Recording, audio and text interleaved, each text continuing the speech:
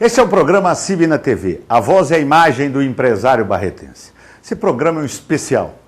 É um especial por quê? Porque nós estaremos apresentando para vocês um programa da FEComércio, Federação do Comércio de São Paulo, apresentando uma entrevista com o filósofo Dr. Roberto Romano. Vai estar falando sobre ética na coisa pública. Assunto muito importante nessa época de eleição. É de extrema importância que você, telespectador, você que está vendo, analise as ponderações desse filósofo. Fala sobre valores morais, políticos e econômicos. Também nesse programa você vai estar vendo os comentários do ministro Dias Toffoli sobre a necessidade da reforma política no Brasil. Esse é o programa CIB na TV, a voz e a imagem do empresário barretense.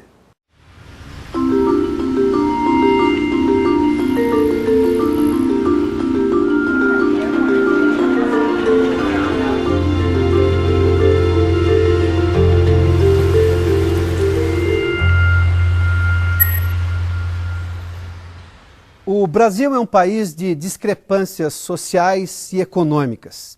Discrepâncias também no que mostra talento e eficiência em ser primeiro mundo em determinadas áreas e falta de ambição e comprometimento para corrigir o que ainda são sinais de terceiro mundo. Pode ser um lampejo, pode ser para sempre, mas o desânimo com a política nunca foi tão discutido e evidenciado neste país. O que revela uma contradição, porque reclamar e discutir são prenúncios de desejo de mudança. Você tem acompanhado desde o início deste ano, aqui pelo Revista FEComércio, uma série de entrevistas para entender a democracia brasileira neste ano de eleições gerais no Brasil. Hoje nós recebemos o filósofo Roberto Romano para ir ainda além nesta discussão. Professor Roberto Romano, seja bem-vindo. Obrigado. O que é a ética no Brasil? O que é a ética dos brasileiros num ano tão especial como esse, em que as pessoas se manifestam e outras se colocam para serem votadas? Infelizmente, é a ética do descomprometimento com a coisa pública. Nós temos aí uma espécie de afastamento da responsabilização tanto dos governantes quanto dos governados. Você não tem aquela preocupação de salvar e de guardar o patrimônio tanto físico quanto humano do país. Então você tem um desgaste permanente dos valores morais, dos valores políticos, dos valores econômicos. E isso interfere diretamente na forma como lidamos com o que é público nesse país, que ao invés de ser tratado como de todos, passa a ser de ninguém? Exatamente, e com a possibilidade de você não deixar para novas gerações um aporte de riqueza, não apenas física, mas também espiritual. Qual é a percepção que o senhor tem de envolvimento na vida do país por parte das pessoas? Evidentemente que vivemos uma democracia, ela foi reconquistada, nós já temos mais de 30 anos de redemocratização nesse país, ou pelo menos da ideia da democracia novamente no país. As pessoas votam, elas são obrigadas a votar, mas de alguma forma participam desse processo. No entanto, não raro se ouve aquela frase, depois do voto, já fiz a minha obrigação. E o acompanhamento do parlamentar, ou mesmo do executivo, normalmente é ausente por parte da maior parte da população. Mas a minha pergunta ela tem como acompanhar, ela tem como interferir durante aqueles 4 anos de mandato? É muito difícil. Veja, nós não temos a cultura democrática da responsabilização. Esse é um ponto sério. Porque a nossa tradição política e de Estado e de sociedade ainda tem as marcas muito fortes do absolutismo. O absolutismo é aquele regime que centralizou o Estado na mão de uma burocracia e do poder executivo exercido pelo rei ou pelo primeiro-ministro. Então, nessa linha, o Brasil, quando surgiu para a história, em 1500, já o absolutismo reinava em Portugal e na Europa. Então, essas marcas se tornaram indeléveis. Um dos aspectos mais tétricos do absolutismo é que ele é todo fundado no favor. Né? Então você depende daquele indivíduo que está próximo da corte para conseguir determinadas coisas. E isso se mantém no Brasil. O Brasil é a sociedade do favor. Muito dificilmente você encontra um cidadão cuja família não deva algum favor para algum político e vice-versa. Então esse favor se universalizou, né? Então você não tem aquela distinção nítida que é próprio da democracia instaurada no século XVII na Inglaterra e depois nos Estados Unidos e na França, essa separação entre o que é do público e aquilo que é privado. Também do ponto de vista da governança, né, da administração. O próprio do absolutismo é que não havia distinção entre o cofre do rei e o cofre do Estado. E nós mantivemos isso, os nossos políticos vivem nessa ambiguidade. Então, aí você tem... De tornar a coisa pública para uso privado. Para uso privado. Que é a história do uso de jatinhos durante o final de semana, assim, que esteja a serviço do Estado. E que passa pelo favor. Né? Sempre o político está procurando o favor de um empresário, o empresário está sempre procurando o favor do político. Então, essa é uma ambiguidade que precisa acabar urgentemente no Brasil. Indo para essa lógica de como que a opinião política divergente do Estado que se tem hoje no país pode gerar perseguição, o senhor tem uma expressão sobre o que anonimamente é feito pela internet, ou com pseudônimo, que também é falso, que não deixa de ser anônimo em algum momento, o senhor chama de rede de ódio. Essa rede de ódio que persegue quem destoa ou quem quer discutir por um outro ponto de vista. Isso é sinal de barbárie usando a tecnologia que significa desenvolvimento? Exatamente. É uma contradição? Exatamente. Veja, os filósofos das luzes, eles não eram ingênuos, eles acreditavam na técnica, mas eles sabiam que era preciso um desenvolvimento espiritual e moral. Que o ensino, por exemplo, não deve ser apenas técnico, que deve providenciar formas superiores de comunicação e de respeito ao outro. Né? Isso se chama democracia. Né? Então, nessa medida, nós no Brasil estamos sempre refazendo, né? E caindo na barbárie. Né? Então, nós temos aí uma deficiência ética, quase que eu diria originária. Né? É muito difícil você mudar essa situação dessa ética, dos amigos tudo, para os inimigos a lei. Né? Então, isso é um ponto difícil. Professor, dentro dessa lógica de reforma eleitoral, nós estamos num ano especial no Brasil e sempre o assunto de reforma, seja tributária, seja de relações do cidadão com o Estado, essa lógica de reforma sempre é retomada. O que seria o primeiro item da sua reforma eleitoral para se mudar essa lógica do desânimo com a política que está muito premente, muito presente no cidadão brasileiro? Eu teria três sugestões de uma pessoa que você disse que nasceu nos anos 70, eu nasci em 46, portanto eu já estou nos 70 anos e já acompanhei muito a vida pública brasileira. Veja, eu teria três formas de encaminhar essa questão. A primeira, e mais ampla e mais difícil e que demanda mais tempo, seria a federalização do Brasil. O Brasil não é uma federação. O Brasil é um império comandado pelo Executivo Federal. Né? Os estados e municípios têm uma muito pequena autonomia. Né? Esse é o primeiro ponto. Que depende do favor do Executivo a todo momento? A todo momento. Para ter apenas o direito à lei, é isso? Exatamente. E mais, você veja, do ponto de vista financeiro, o aporte principal vai diretamente para o Ministério da Fazenda e o Ministério do Planejamento. Os municípios e estados ficam à míngua. E aí o detalhe, existem mecanismos legais, como a Lei Candir, que muitas vezes é utilizado pelo Poder Federal para fazer chantagem sobre os estados. Por exemplo, o estado é devedor do Poder Federal em determinado ponto, mas é credor, no caso da Lei Candir, ele não paga as suas dívidas. Então, o que você tem? Você tem um desequilíbrio permanente. Sempre o Estado está devedor do poder central e devedor dos favores. Então, esse é o primeiro ponto. Sim. O segundo ponto, eu diria, é a democratização dos partidos políticos. Nossos partidos políticos não são democráticos, eles são oligarquizados, eles são propriedades de alguns grupos, às vezes até de um indivíduo. Você vê que existem indivíduos que estão presos por prevaricação, né, que foram condenados até do mensalão e que definem de dentro da prisão alianças e posições do seu partido. Quer dizer, eles continuam donos, eles são proprietários. Né?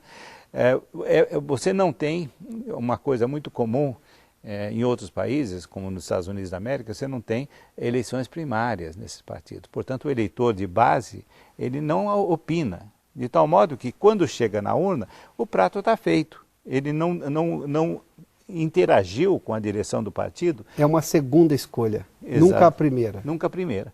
Então, esse é o segundo ponto. E o terceiro, você tocou muito bem nisso aí, é preciso urgentemente aprovar pelo menos um dos projetos, são 11 projetos, de regulamentação do lobby no Brasil. Né? Porque a não existência da regulamentação do lobby faz com que parlamentares e até mesmo executivos e mesmo setores do judiciário ajam como lobistas no momento em que exercem o seu mandato e o seu trabalho. Só que não é transparente, Exato. É travestido de alguma institucionalidade, é isso? Exatamente. E aí você não tem a responsabilização. Né? O último projeto apresentado na Câmara dos Deputados foi de um deputado do Partido dos Trabalhadores aqui de São Paulo. Ele previa, por exemplo, um tempo de afastamento do cargo para exercer o lobby de forma legal. Ele previa 1 ano de afastamento. Eu acho pouco. Mas já é muito, porque o que você tem, muitas vezes você escuta dizer, né, a bancada X, a bancada Y no Congresso. Na verdade é um lobby. Né? E só que é um lobby que, na verdade, não chega a sequer defender bem os interesses de quem está desejando a instalação de determinadas normas legais, etc. Ele é feito na base do favor, e aí eu diria, sem nenhum temor, na base da troca do favor. Né? Neste ano de eleições, nós fomos a Brasília ouvir o recém-empossado presidente do Tribunal Superior Eleitoral, o ministro José Antônio Dias Toffoli. A conversa foi sobre essa premente necessidade de uma reforma eleitoral no Brasil. Professor Roberto Mano, eu convido o senhor a acompanhar conosco o trecho dessa entrevista. Nós votamos para presidente da República. Então, se nós formos analisar as eleições agora de outubro de 2014, existem registrados no Tribunal Superior Eleitoral 11 candidatos. As pesquisas eleitorais indicam 3 em primeiro lugar na disputa eleitoral, aí acima dos 2 dígitos de intenção de votos. Quem escolheu esses 3 candidatos? Quer dizer, o cidadão tem o direito de escolher entre 11 candidatos. Dentre esses 11, tem 3 com maior possibilidade de disputa. Mas quem que escolheu esses 11? Quem que escolheu esses 3? Houve participação popular na efetiva escolha? Então, que democracia é essa? E a política tem que se adornar. Ela tem que se tornar apta a dizer aquilo que esse mundo quer. Os protestos que ocorreram em junho de 2014 mostram um pouco de 2013, do ano passado, de junho de 2013, mostram exatamente, penso que um pouco isso. Eu quero uma maneira de me expressar, eu não sei como e não me sinto representado. Então, como se fazer isso? Os partidos políticos parece que estão devendo muito em relação a isso. Agora, em relação ao voto obrigatório... O senhor é a favor ou contra? Eu sou a favor do voto obrigatório. Por que eu sou a favor do voto obrigatório? Exatamente porque nós temos que entender que a participação política é um dever do cidadão, não é um direito. Nós temos que entender que este dever, ele deve ser, caso não cumprido, sancionado. E nós temos que incutir na pessoa, no cidadão, a ideia de que se ele vive em comunidade e se ele vive numa nação, ele tem obrigações com essa nação. E a primeira obrigação que ela tem é de não se omitir. Quem hoje financia a democracia no Brasil são grandes grupos econômicos e não o cidadão. Só que quem é eleitor, quem é o dono da soberania do voto, é o eleitor. Só que esse eleitor acaba não se envolvendo, porque ele sequer precisa dar energia do seu dinheiro para contribuir com determinada linha política, determinada linha ideológica. Pergunto, já que eu estou falando com a FEComércio, embora isso seja uma plataforma que vai ser aberta à discussão para toda a cidadania de modo geral, para toda a sociedade de modo geral. Mas aí me dirigindo mais especificamente à área das empresas. pergunta aos empresários, qual é a empresa que tem no seu estatuto social o objeto social de doar para uma determinada campanha política? Nenhuma. Não é papel das empresas, não é papel das pessoas jurídicas participarem da atividade política estrito sensu, da atividade política. Não que os sindicatos patronais de empregados, as associações, né, as federações não têm o direito de opinar, de dizer, de falar. É óbvio que tem liberdade de expressão e responder, né, ou reivindicar em nome da sua grei, do seu grupo, dos seus filiados. É óbvio que tem, nós estamos na democracia e é para isso. Mas aí a outra questão é a seguinte, mas a contribuição financeira, essa contribuição financeira, ela não acaba ocupando um espaço que é do cidadão? Porque os partidos e as candidaturas, de vez de procurar o cidadão para doar, ele procura as empresas. Professor Roberto Romano, o ministro é favorável ao voto obrigatório, ao financiamento público de campanha, mas por onde passa então essa reforma que é vista agora pelo presidente do TSE, com alguma ideia de aproximação? Aliás, há uma semelhança do que o senhor defendeu, de prévias ou de alguma coisa em que o eleitor possa participar lá atrás, quem vai ser o candidato do partido para, evidentemente, concorrer com o de outros partidos. Essa lógica... O senhor, por exemplo, é a favor do voto obrigatório? Não. Eu entendo diferente do ministro que o voto obrigatório é um direito e um dever, mas é também um direito. Eu acho que pode ou não ser exercido. Pode ou não ser. Aliás, esse é um problema antigo da democracia. Se você pega a política de Aristóteles, ele mostra que, ele indica, né, que a Assembleia de Atenas se preocupou em multar o cidadão que não comparecia às eleições, né? Multar o cidadão e, sobretudo, o cidadão que, sendo eleito para a Assembleia, não comparecia, né? Então, aí é uma questão muito antiga que não depende dessa ou daquela sociedade, que é um ponto mais fundamental de toda a relação coletiva, né? Em toda a coletividade você terá aqueles que são mais concernidos pelos assuntos públicos e aqueles que são mais voltados para seus interesses privados. Da balança desses dois lados é que você vai ter um nível maior da democracia ou não. Senhor acha, olhando para o cenário atual, o senhor vê algum processo de renovação da política brasileira, levando-se em conta que eu tenho pelo menos algumas candidaturas com pessoas mais jovens, a própria presidente que concorre à reeleição é nova na política do dia a dia, mas enfim está concorrendo a uma reeleição, não sei se eu posso chamar de um fator novo ainda. Há alguma lógica de renovação que talvez tenha sido gritada e pedida nas ruas recentemente? Muito difícil. Olha, veja, entre o que as ruas pediam e a resposta política, eu peso na minha balança, os políticos têm muito a dever ainda, né? Porque, veja, quando apareceram as manifestações de junho de 2013, estava no Congresso, não é, um encaminhamento da PEC 37. Estava no Parlamento a atenuação da lei de responsabilidade fiscal. Estava no Parlamento a atenuação máxima da lei da ficha limpa.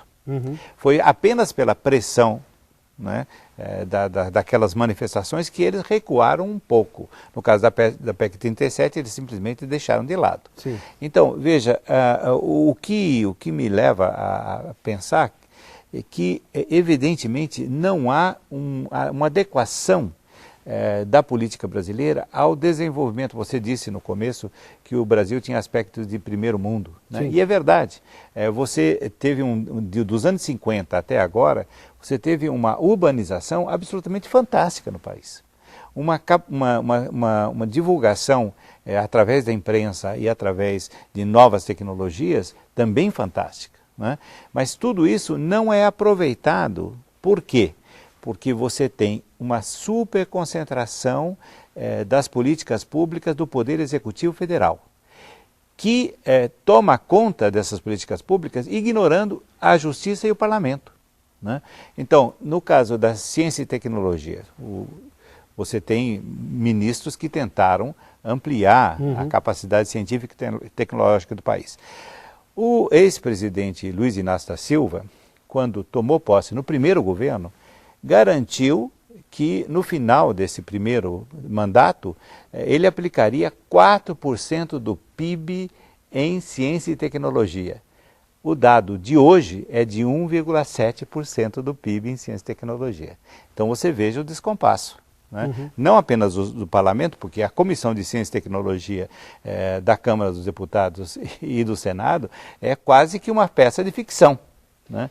E se não se discute de verdade, não se investe para valer, não se vai ao primeiro mundo de verdade. De maneira nenhuma, de maneira nenhuma. Veja, quando você tem, aliás, a tradição brasileira em termos econômicos, tristemente, é da exportação de matérias-primas, e nós continuamos. Né? Não existe valor agregado em termos bem definidos.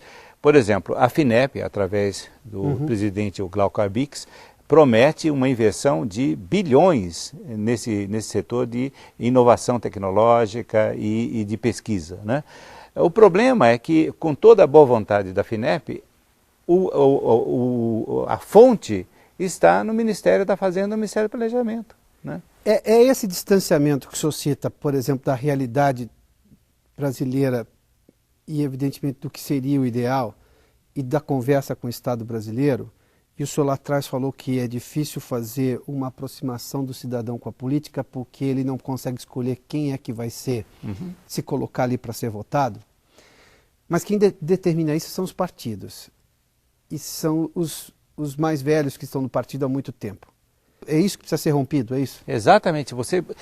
Veja, Piotr, eu não quero ser vulgar, mas nada mais parecido à estrutura dos partidos políticos brasileiros do que o futebol brasileiro, ou que o esporte brasileiro. Você tem os cartolas.